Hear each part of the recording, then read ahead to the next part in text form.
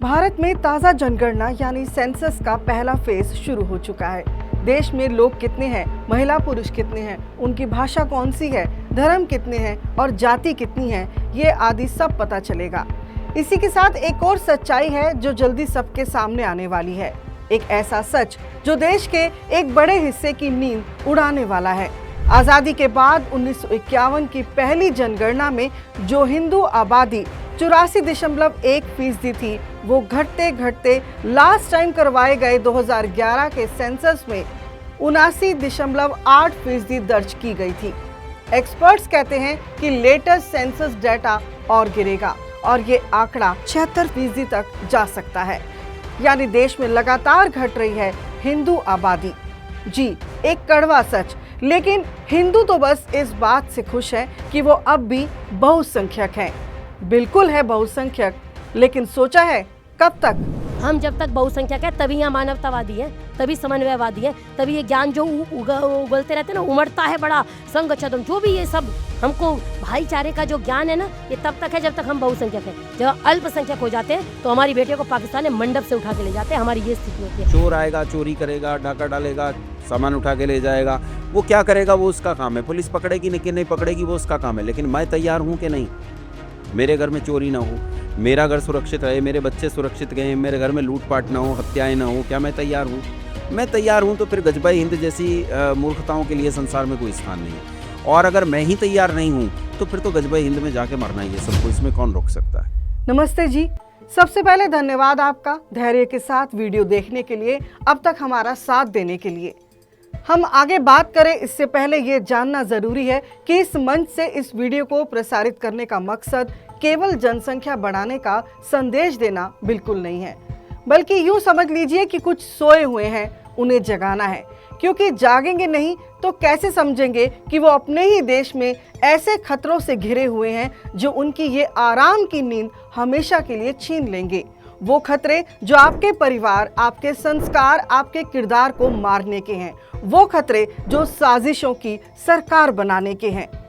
दरअसल आमतौर पर हम सोचते हैं कि देश की जनसंख्या बढ़ रही है तो डेमोग्राफी में चेंज आ रहा है, लेकिन समय समय पर इस पर चर्चा जरूरी है कि ये चेंज कहाँ, कितना, कैसे और कैसा आ रहा है। मैं फिर दोहराऊंगी, चेंज कैसे और कैसा आ रहा है। और खास करके जब रिलीजियस डेमोग्राफी की बात हो तो देश में खतरे की घंटी बजती है, क्योंकि ये देश के मानचित्र ही नहीं, आने वाले भविष्य को प्रभावित करता है। भारत में विशेष करके सीमावर्ती क्षेत्र जहां जनसंख्या बढ़ना आज उतनी बड़ी समस्या नहीं है जितनी असंतुलित रूप से, अप्रत्याशित रूप से किसी एक समुदाय के पक्ष में बढ़ना है। देश के प्रधानमंत्री का 15 अगस्त 2025 का भाषण याद है आपको? नहीं सुना तो थोड़ा सुनिए। सोची समझी साजिश के तहत देश की डेमोग्राफी को बदला जा रहा है। एक नए संकट के बीज बोए जा रहे हैं और ये घुसपैठिए मेरे देश के नौजवानों की रोजी रोटी छीन रहे हैं। एक घुसपैठिए मेरे देश की बहन बेटियों को निशाना बना रहे हैं। ये बर्दाश्त नहीं होगा। प्रधानमंत्री की ये चिंता बता रही है कि घुसपैठ के कारण भारत में बदल रही जनसांख्यिकी यानी डेमोग्राफी एक चुनौती है। ये राष्ट्रीय सुरक्षा और सामाजिक सद्भाव के लिए खतरा है। जिस षड्यंत्र का जिक्र प्रधानमंत्री जी ने किया था, दरअसल वो धीरे धीरे हिंदुस्तान के नक्शे को बदलने की कोशिश है, क्योंकि इस षड्यंत्र से ही लगातार बढ़ रही है मुस्लिम आबादी और लगातार घट रहे हैं हिंदू। कुल जनसंख्या के आंकड़ों में आज़ादी से लेकर अब तक भारत में हिंदू आबादी का ग्राफ नीचे ही आया है। भारत की पहली जनगणना में कुल आबादी लगभग 30.4 करोड़ थी और इसमें हिंदू कितने थे? 84.1%। और भारत पाकिस्तान बंटवारे के बावजूद उस समय भारत में मुस्लिम आबादी 9.8% हिस्सा रखती थी। कहानी यही खत्म नहीं होती, बल्कि यहीं से तो शुरू हुई थी, क्योंकि इसके बाद तो एक एक करके 1951 से 2011 तक हर दशक की सेंसस में एक ही ट्रेंड देखने को मिला।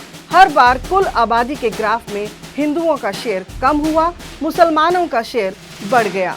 जिस स्पीड से देश की जनसंख्या दशक दर दशक बढ़ी, उससे कई ज्यादा स्पीड से मुस्लिम डेमोग्राफी को प्रभावित करते आए। 1951 से 2011 के बीच मुस्लिम आबादी का अनुपात 9.8% से बढ़कर 14.2% हो गया और हिंदू आबादी का अनुपात 84.1% से घटकर 79.8% हो गया। ऐसा नहीं है कि केवल हिंदुओं की आबादी में ही कमी आ रही है, बल्कि बाकी धर्म भी या तो घट गए हैं या उसी जगह बने हुए हैं।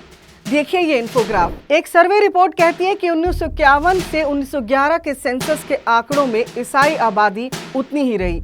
सिख धर्म 1.9% से घटकर 1.7%, बौद्ध 0.7% रहे और जैन धर्म के लोग 0.5% से घटकर 0.4% हो गए। चिंता यही खत्म नहीं हुई। सर्वे रिपोर्ट बताती है कि Muslim population growth rate India में हाई है, जिसके कारण साल 2050 तक दुनिया के दूसरे देशों की तुलना में सबसे ज्यादा मुस्लिम आबादी वाला देश भारत होगा।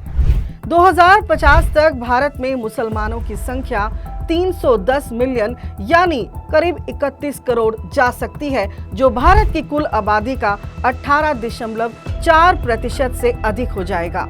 सर्वे तो ये भी कहता है कि जहां भारत में अल्पसंख्यक मुसलमानों की संख्या बढ़ेगी, तो वहीं कुछ मुस्लिम बहुल देशों में हिंदुओं की संख्या घटेगी। अब मुद्दे की बात तो ये है कि एक कौम की आबादी बढ़ती कैसे है। साफ है, या तो किसी समुदाय का ग्रोथ रेट दूसरे मजहब से ज्यादा हो, या फिर सीमा पार से उस कौम के लोग लीगल या इलीगल वे से घुसपैठ करें, या फिर जहां वो रह रहे हैं वहां जबरन धोखे से या बहला फुसला के अपने जैसा सबको बनाए। आंकड़े भी यही बयान कर रहे हैं कि भारत में भी मुसलमानों की आबादी सबसे तेज बढ़ने में जो कारण सामने आ रहे हैं, उनमें हाई फर्टिलिटी रेट, सबसे बड़ी युवा आबादी और खासतौर पर घुसपैठ और दूसरे धर्मों से कन्वर्जन है। किसी समुदाय की फर्टिलिटी रेट का मतलब है कि उस समुदाय की स्वस्थ महिला अपनी पूरी प्रोडक्टिव लाइफ में औसतन कितने बच्चे पैदा करती हैं। सर्वे अनुसार भारत में मुस्लिम महिलाओं का फर्टिलिटी रेट है 2.36, यानी औसतन 1000 मुस्लिम महिलाएं 2360 बच्चे पैदा कर रही हैं, जबकि गैर मुस्लिम महिला का टोटल फर्टिलिटी रेट है 1.9, यानी औसतन 1000 ये महिलाएं 1940 बच्चे पैदा कर रही हैं। तो फर्टिलिटी रेट की बात करते हैं तो कुछ लोग इसे जनसंख्या बढ़ाने का उपदेश समझ लेते हैं। बच्चे ना पैदा करने के 10 कारण गिनाने लग जाते हैं, लेकिन आंखें मूंद लेने से सच्चाई खत्म नहीं हो जाती। और आर्य समाज तो केवल उस षड्यंत्र के प्रति आपको जागरूक करता आ रहा है जो हिंदू धर्म के खिलाफ बुने गए हैं, जिसमें ये बढ़ता फर्टिलिटी रेट तो एक पार्ट है। अब सुनिए हिंदू आबादी के सामने दूसरा खतरा। जो आंकड़े इस बढ़ती जा रही मुस्लिम आबादी की बात करते हैं ना, वही आंकड़े बताते हैं कि उसमें 1/3 यानी 33% आबादी की उम्र 14 साल से कम है और युवाओं की यह हिस्सेदारी दूसरे किसी मजहब से ज्यादा है। ये बच्चे अगले 5 से 6 साल में वर्क फोर्स में शामिल होंगे और साथ ही शादी करके आबादी और बढ़ाएंगे। अब समझिए वो खतरा जो एक सेकुलर देश कभी बर्दाश्त नहीं करता। मुसलमान जहां हैं वहां तो बच्चे पैदा करके अपनी आबादी बढ़ा रहे हैं, जहां कम है वहां माइग्रेशन और कन्वर्जन का खेल चल रहा है। लगातार पर्दाफाश हो रहे अवैध धर्मांतरण रैकेट इसी सोची समझी साजिश का प्रोपेगेंडा साबित हो रहे हैं। देश के कोने कोने में दूसरे धर्म के लोगों को इस्लाम धर्म में लाकर ना जाने अब तक कितनी केरला स्टोरी सामने आ चुकी है। जो लोग इन मुद्दों को गंभीरता से ले रहे हैं वो रिलीजियस डेमोग्राफी चेंज के खतरे को भी समझते हैं। वे जानते हैं कि इससे क्या हो सकता है और क्या क्या हो रहा है। जो नहीं जानते वो समझ ले कि डेमोग्राफी चेंज से वो होता है जो केरला में हजारों मासूम लड़कियों के साथ हुआ, वो होता है जो नासिक की TCS कंपनी में गैर मुस्लिमों के साथ हुआ, वो होता है जो होली के दिन दिल्ली में भीड़ का शिकार हुए तरुण के साथ हुआ, वो होता है जो पश्चिम बंगाल के मालदा में जजों के साथ हुआ जहां भीड़ ने उन्हें बंधक बना लिया था। कई दशकों से डेमोग्राफी चेंज के आंकड़े हिंदू धर्म के अस्तित्व पर कई सवाल खड़े कर रहे हैं। हिंदुओं को अपनी आबादी और संस्कृति बचाने की दुहाई दे रहे हैं। 2027 सेंसस में भी शायद फिर यह आंकड़ा नींद उड़ा देगा। लेकिन सवाल यह है कि ये रुकेगा कैसे? कैसे हिंदू अपने ही देश में सुरक्षित होगा? कैसे हिंदू बहू बेटियों को बुर्का पहनने से बचाया जाएगा? कैसे बिना किसी डर के हिंदू भाई अपने तीज त्योहार मनाएगा? हम जो कहते हैं ना कि भारत दुनिया का सबसे बड़ा लोकतंत्र है, एक सेक्युलर देश है, तो समझ लीजिए भारत तब तक एक सेक्युलर देश है जब तक हिंदुओं की आबादी बहुसंख्यक है।